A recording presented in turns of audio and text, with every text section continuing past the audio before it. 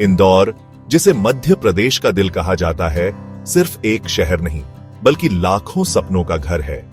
यहाँ की गलियों में भविष्य के डॉक्टर, इंजीनियर और अफसर बनने की उम्मीदें दौड़ती हैं। इसी शहर की एक जानी मानी जगह है कठियावाड़ कॉलोनी। यह कॉलोनी उन युवाओं के लिए एक ठिकाना है जो अपने घरों से दूर एक बेहतर कल की तलाश में यहाँ आते हैं। कठियावाड़ कॉलोनी की हवा में पढ़ाई का माहौल है, लेकिन इसी माहौल में कुछ ऐसी कहानियां भी छुपी हैं जो चौंका देती हैं। यह कहानियां हमें सिखाती हैं कि सपनों का रास्ता जितना सीधा दिखता है उतना होता नहीं। इसमें कई मोड़ आते हैं, कुछ सही तो कुछ गलत।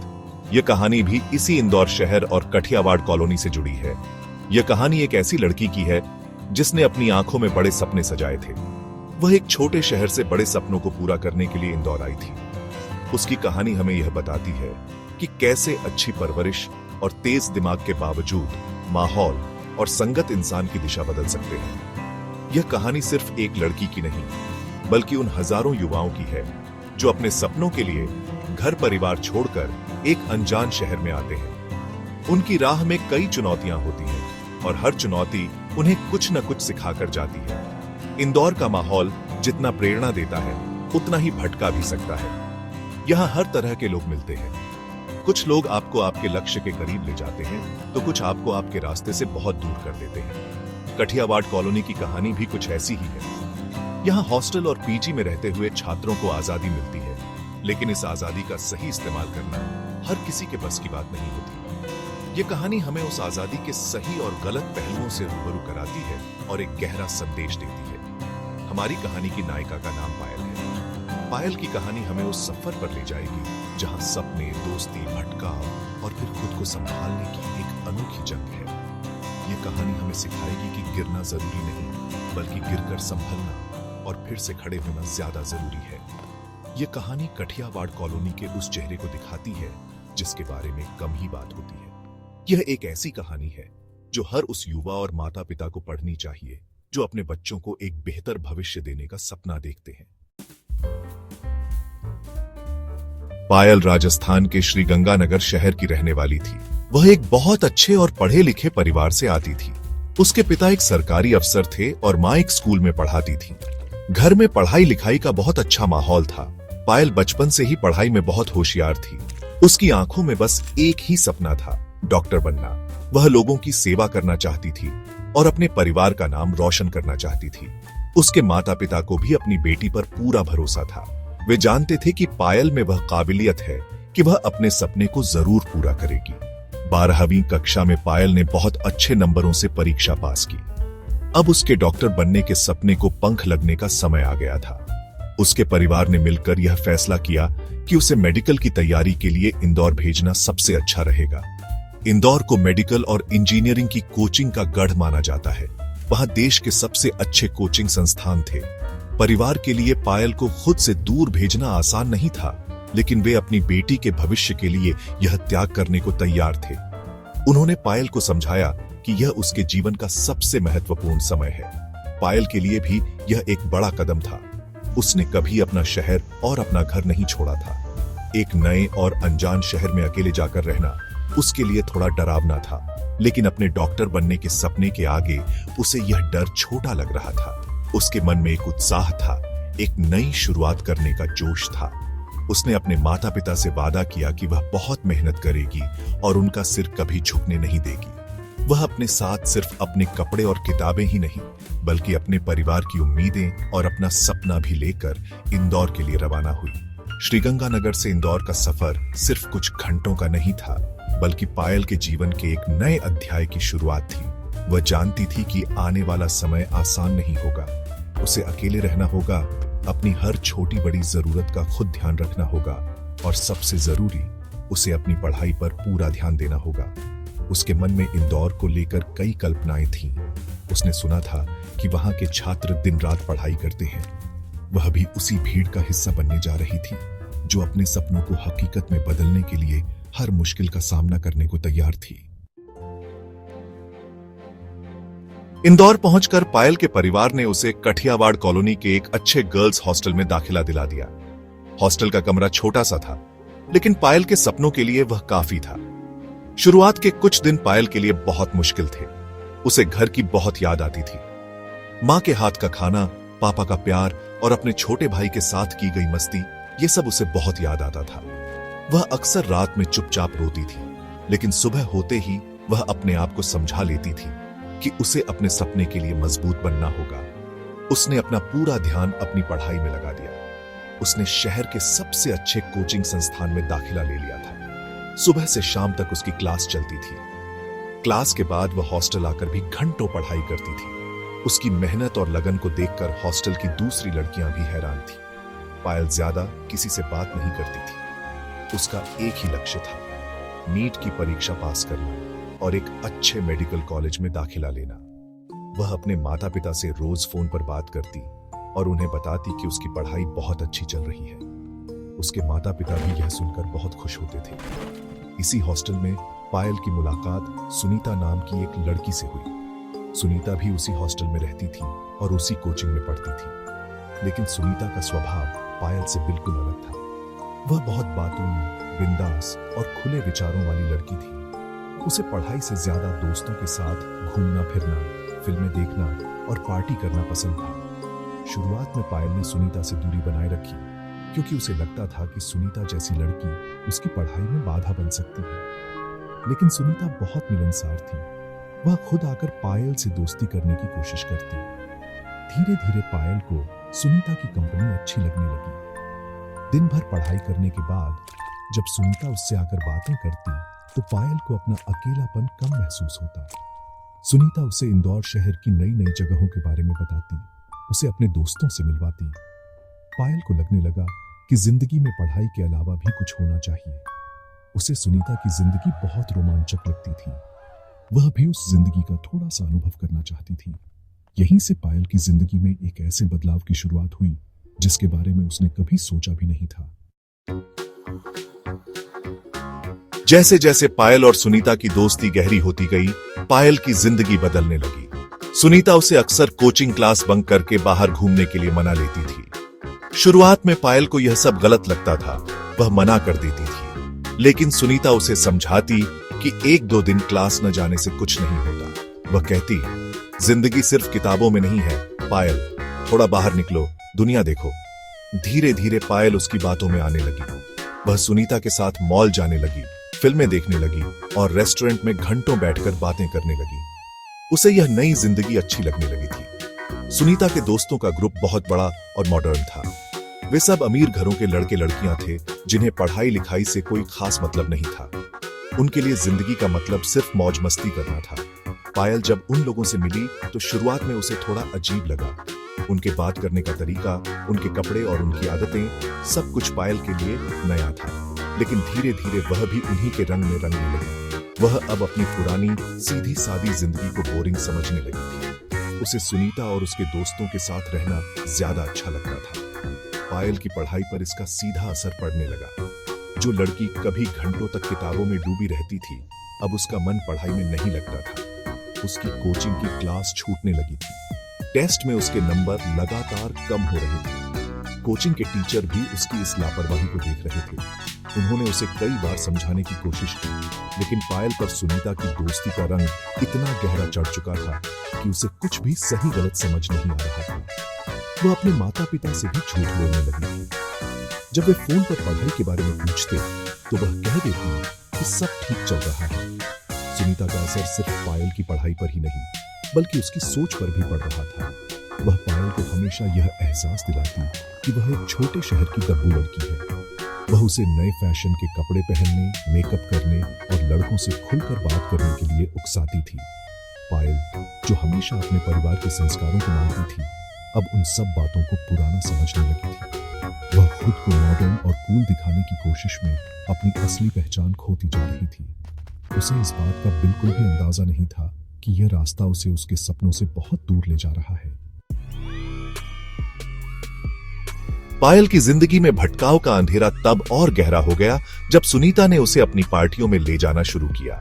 ये पार्टियां देर रात तक चलती थीं, जहां तेज संगीत, नाच गाना और नशा आम बात थी। पहली बार जब पायल ऐसी किसी पार्टी में गई तो वह वहां का माहौल देखकर घबरा गई।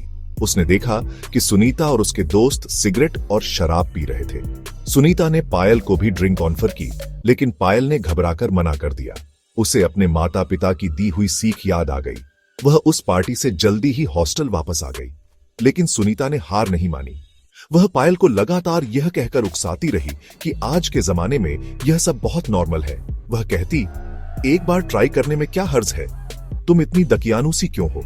दोस्तों के दबाव और खुद को मॉडर्न साबित करने की चाह में एक दिन पायल ने हिम्मत करके शराब का एक घूंट पी ही लिया। उस एक घूंट ने उसके अंदर के डर को खत्म कर दिया। इसके बाद यह सिलसिला शुरू हो गया।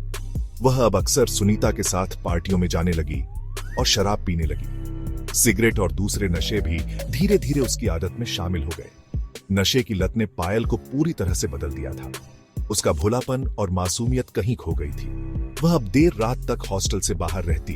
क्लास तो उसने जाना लगभग बंद ही कर दिया था। उसकी दोस्ती अब सिर्फ गैर जिम्मेदार और नशेड़ी दोस्तों से ही थी। इन पार्टियों में उसकी मुलाकात कई लड़कों से हुई।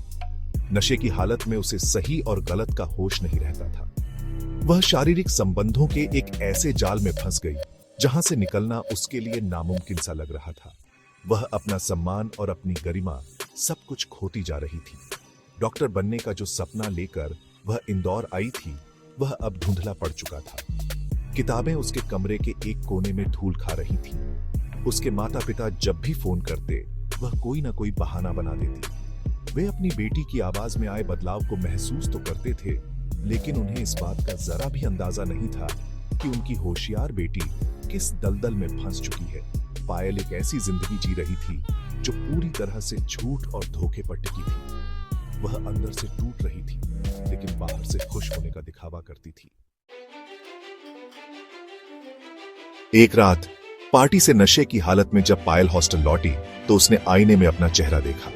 वह खुद को पहचान नहीं पाई। आंखों के नीचे काले घेरे, मुरझाया हुआ चेहरा और एक अजीब सी उदासी। यह वह पायल नहीं थी जो श्रीगंगानगर से डॉक्टर बनने का सपना लेकर आई थी। यह कोई और ही थी जिसे वह खुद भी नहीं जानती थी। उस रात उसे पहली बार अपनी गलती का एहसास हुआ। उसे अपने माता पिता का चेहरा याद आया जिन्होंने उस पर इतना भरोसा किया था। उसे अपना सपना याद आया जिसके लिए उसने दिन रात एक कर दिए थे।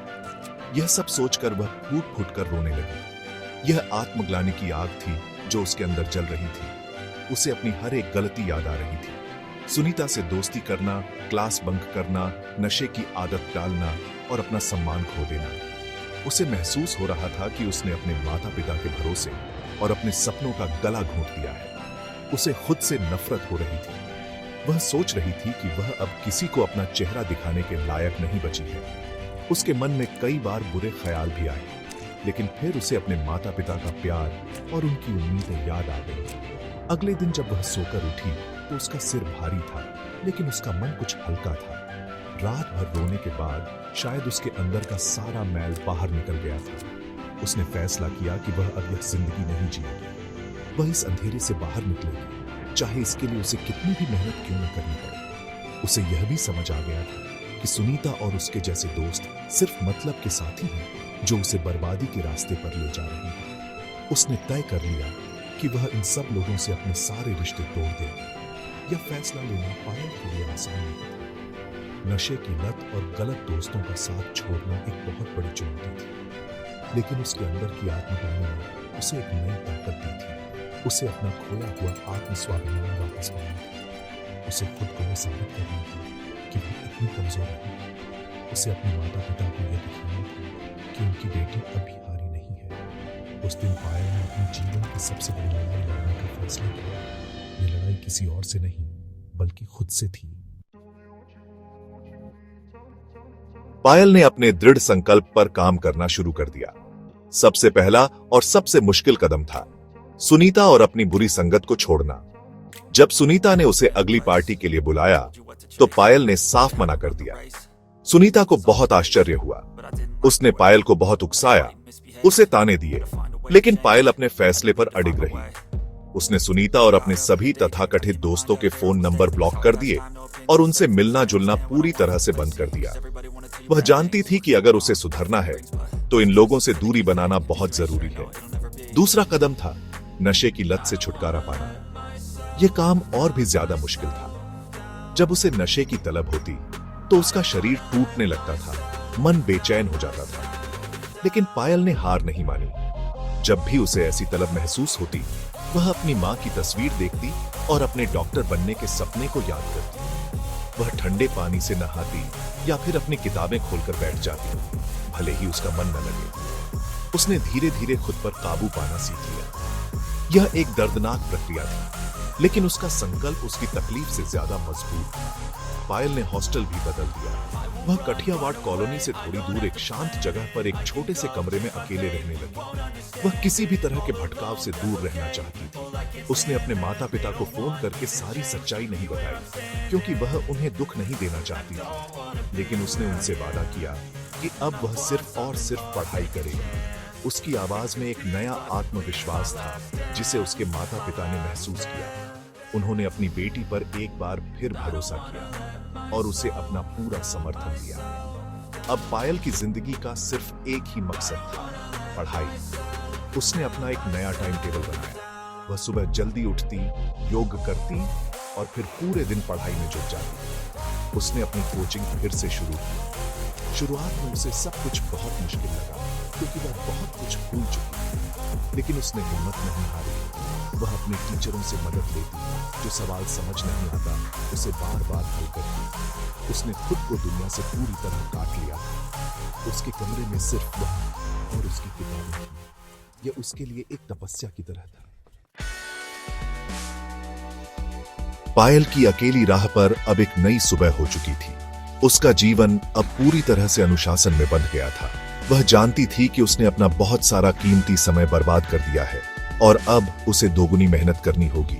वह दिन में 18 घंटे पढ़ाई करती थी। खाना पीना, सोना, सब कुछ उसने अपनी पढ़ाई के हिसाब से तय कर लिया था। उसके साथ ही छात्र उसे देखकर हैरान होते थे। जिस लड़की को उन्होंने पार्टियों में और घूमते फिरते देखा था, आज वह किताबों में इस कदर खोई रहती थी कि उसे अपने आसपास की कोई खबर नहीं रहती थी। उसकी मेहनत धीरे धीरे रंग लाने लगी। कोचिंग के टेस्ट में उसके नंबर सुधरने लगे। जो टीचर कभी उसकी लापरवाही से परेशान थे, अब वे उसकी लगन की तारीफ करते थे। पायल को भी अब खुद पर विश्वास होने लगा था। उसे लगने लगा था कि वह अपना सपना पूरा कर सकती है। जब भी वह थक जाती या निराश होती, तो वह अपने बुरे दिनों को याद करती।